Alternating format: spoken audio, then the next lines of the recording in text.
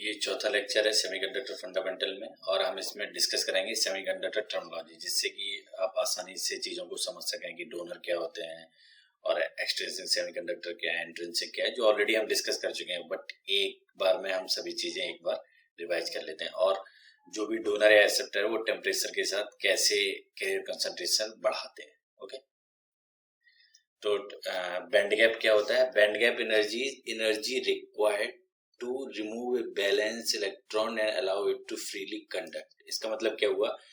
Balance band में जो electron है वो बैलेंस इलेक्ट्रॉन है, यहाँ से यहाँ तक आने में जितनी एनर्जी की रिक्वायरमेंट होती है उसको बैंड गैप एनर्जी कहते हैं।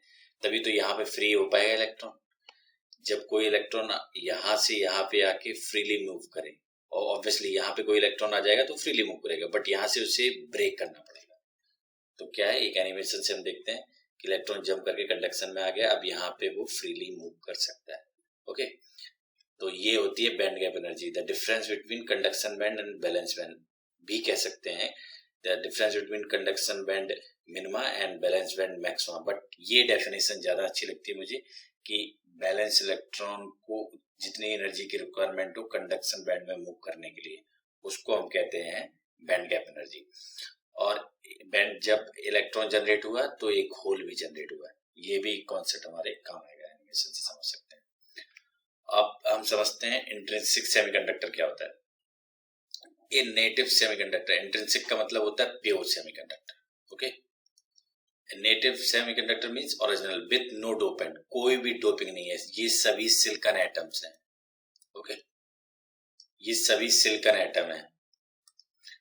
Electron in the conduction band equal to the holes in the valence band, जितने इलेक्ट्रॉन जनरेट होंगे उतने ही होल जनरेट होंगे।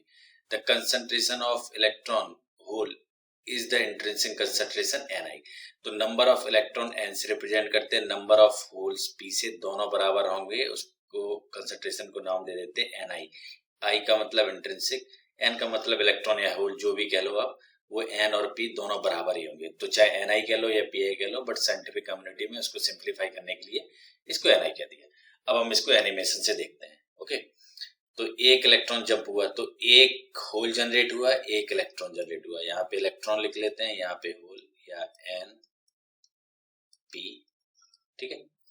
दूसरा जनरेट हुआ तो कितने हो गए? 2 इलेक्ट्रॉन और 2 whole.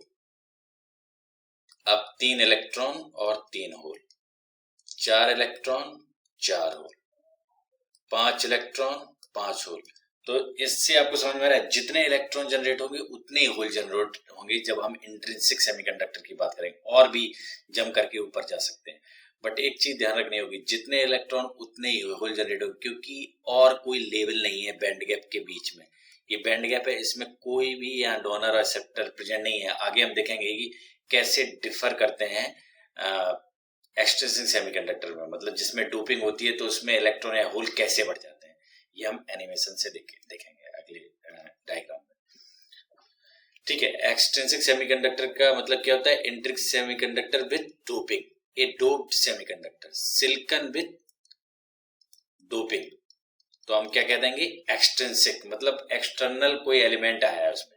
Many electrical property control by the dopant, not the intrinsic semiconductor. Obviously अगर इंट्रिंसिक सेमीकंडक्टर ही कंट्रोल कर रहा होगा तो हमें डोपिंग करने की जरूरत ही क्या पड़ती। तो जैसे ये मैंने लिया है फास्फोरस, तो फास्फोरस के आउटर मोस्ट ऑर्बिटल में कितने इलेक्ट्रॉन होते हैं? 5, ठीक है। तो 4 तो बॉन्डिंग कर लिए, एक फ्री हो सकता है। अब इसमें इंट्रिंसिक में क्या डिफरेंस आएगा आप ये देख सकते हैं। ये मैंने एक एरिया में दिखाया है, ठीक है। ये सिलिकॉन है, ये सिलिकॉन है, ये ब्लू में जो भी है वो सब सिलिकॉन है, ये फास्फोरस है। और फास्फोरस ऑब्वियसली कम होगा सिलिकॉन से, बराबर तो नहीं हो सकता है, ठीक है। तो जितनी भी डोपिंग है, जैसे 10⁻15 पर सेंटीमीटर क्यूब है, लेकिन 10⁻22 पर सेंटीमीटर क्यूब सिलिकॉन एटम्स है, तो उसमें फास्फोरस इतना है, वो भी बहुत ज्यादा नहीं है, 10⁻15 पर 10⁻22 सेंटीमीटर क्यूब। अब हम देखते हैं, जैसे ये T=0 पे तो यहाँ पे इलेक्ट्रॉन 0 रहेंगे और यहाँ पे होल 0 रहेंगे। Suppose T is greater than 0 kelvin, जब टेम्परेचर बढ़ा है तो एनर्जी मिलेगी। तो पहले एक जंप किया, उसके बाद देखो ये डोनर आयनाइज्ड होगा, ये इलेक्ट्रॉन फ्रीली मूव करेगा तो इस पे क्या आ जाएगा? Positive charge.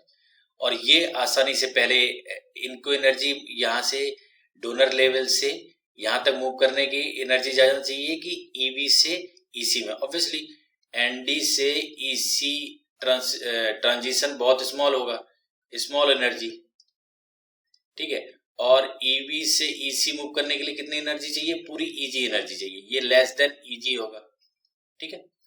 तो कम टेम्परेचर पे भी जब हम मतलब कि रूम टेम्परेचर से नीचे ही बात कर रहे हैं तो इलेक्ट्रॉन डोनर लेवल से पहले जंप करते जाएंगे। और रूम टेम्परेचर पे तो मैक्सिमम क्या होता है कि डोनर सभी आयनाइज्ड हो जाते हैं, ND plus equal to ND हो जाता है, जितना भी आपने डोपिंग किया सब आयनाइज्ड हो जाएंगे। कुछ यहाँ से इलेक्ट्रॉन आएंगे, ठीक है, जो यहाँ जंप करेंगे। तो आप समझ रहे हो यहाँ पे इलेक्ट्रॉन कितने बने? इलेक्ट्रॉन अभी 3, ये होल यहाँ पे कितने हुए? नंबर ऑफ होल्स कितने हुए? 3। और नंबर ऑफ इलेक्ट्रॉन कितने हो गए? 1 2 3, यहाँ से 5 जंप किए और 3 यहाँ से 8। आप समझ सकते हैं होल यहाँ पे 3 हुए, लेकिन ये एक्स्ट्रा 5 यहाँ पे ऐड करके 8 हो गए। तो जो सेमीकंडक्टर है, एक्सट्रिंसिक सेमीकंडक्टर है, वो इलेक्ट्रॉन या होल बढ़ा सकता है। अगर यहाँ पे एक्सेप्टर लेवल से ऐड कर देते तो होल बढ़ जाते, इलेक्ट्रॉन उतने ही रह जाते जितने यहाँ से जंप करके जाते। तो बात हम समझ रहे हैं। यहाँ पे हमने मैंने छोटा सा एग्जांपल लिया है कि 5 डोपिंग है, बस डोपिंग इतनी तो होगी नहीं। अब जैसे इसी केस में 5 इलेक्ट्रॉन आए हैं डोनर से, एनडी से, और नीचे से कितने आए हैं? 3 इलेक्ट्रॉन आए हैं बैलेंस बैंड से। तो टोटल इलेक्ट्रॉन इतने हो गए, और होल कितने हैं? 3 होल्स ईबी में जनरेट हुए हैं जो कि जंप किए हैं। तो 3 से बहुत ज्यादा बड़ा नहीं है। बट अगर जब हम डोपिंग करेंगे फास्फोरस की 10 to the 15, तो रूम टेम्परेचर पे जनरली क्या होता है, सभी आयनाइज्ड हो जाते हैं। तो 10 to the 15 डोनर पूरे आयनाइज्ड हो जाएंगे। और इलेक्ट्रॉन सिलिकॉन में कितने होते हैं रूम टेम्परेचर पे? इलेक्ट्रॉन एंड होल्स इंट्रिंसिक में 10 to the 10। तो होल तो रह जाएंगे 10 to the 10, इलेक्ट्रॉन कितने हो जाएंगे? 10 to the 15, क्योंकि 15 प्लस 10 तो निग्लिजिबल हो जाएगा, तो नंबर ऑफ इलेक्ट्रॉन हो जाएंगे 15। Okay,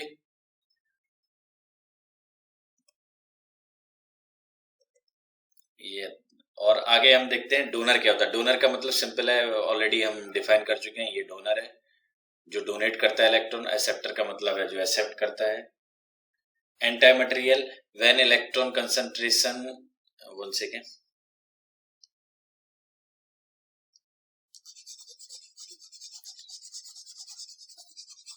when electron concentration exceed the whole concentration, okay, उस मटेरियल को हम एंटी मटेरियल कहते हैं। तो इसमें electron is higher than holes, ठीक है। तो ये कौन सा टाइप का मटेरियल हुआ? Anti material. जिसमें होल ज्यादा हो जाएंगे उसको पी टाइप मटेरियल कहेंगे। अब जो टर्मिनोलॉजी है मेजॉरिटी कैरियर और माइनॉरिटी कैरियर, तो मेजॉरिटी कैरियर और माइनॉरिटी कैरियर, ये एनिमेशन देख लेते हैं जो प्रीवियस एनिमेशन ही है। तो इसमें मेजॉरिटी कैरियर क्या है? नंबर ऑफ इलेक्ट्रॉन्स, क्योंकि वो 8 है। होल्स कितने हैं? 3 हैं। तो electron is higher than holes, electron hole से ज्यादा है, तो ये क्या हो गए? Majority career. और होल क्या हो गए? माइनॉरिटी कैरियर, ठीक है। तो मेजॉरिटी कैरियर क्या होता है? The carrier that exist in higher population, जिसकी पॉपुलेशन ज्यादा होती है उसको हम मेजॉरिटी कैरियर कहते हैं।